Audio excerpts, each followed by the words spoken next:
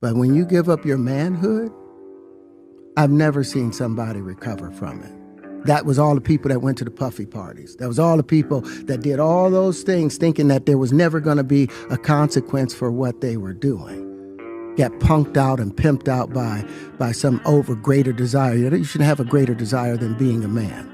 So I believe that's a big problem with a lot of the actors out there because they get fluid. And next thing you know, once you go fluid, it's gone.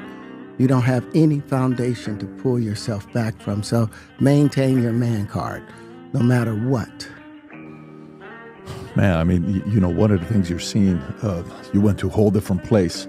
Sorry. No, I get it. So you see some guys struggling with that. You see Bieber struggling with that. You see some of these guys struggling with that. They can't get it out of their head. They can't get it out of their head. The things that they did, no matter how they did it, whether they were drunk or high or whatever, you gave up your man card. You need therapy. And that's the thing that hurts them the most. And so they end up on drugs, end up every way to try and get rid of any principles there are. And that's what the business does. And the women that trade their bodies to go and get the role, they get to the point where they have their Oscar, they have their money, but they don't have their dream. They don't have the soul that they started with. So it's like achieving don't mean anything. If I get all the Nobel Prizes from doing all of this, but in the process I have to trade out all of my integrity to do it so that they can stay in place, what benefit is that if I lose my integrity? You got to go in as a principal. And what we were brought in here as men. We produce 1,500 sperm per heartbeat for a reason, because the aggression is necessary. You don't trade that in, no matter what. Did you ever have the opportunity where you got invited and you said no to it? Hell yeah.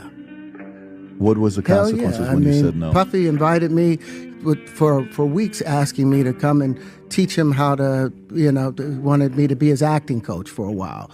Go there and he's sitting around just looking. I'm like, okay, what's the material you want to work on? He's just looking at me. Then next thing you know, okay, hey, will you help me? I want to hear your music. So I come over there and I play the music. And he's sitting there, just looking at me, like waiting. Okay. So then my assistant was like, he wants to hang out with you next week. And I was like, for what? He's like, I think he's trying to fuck you.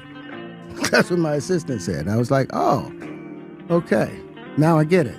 So now no more communication. Now you know to be hands off with somebody. A number of producers come in and make the approach. And you threaten to punch them in the mouth, or threaten to knock their head off for talking to you or looking at you like you're a woman. When you approach a real man about his masculinity, you're going to get a real reaction back.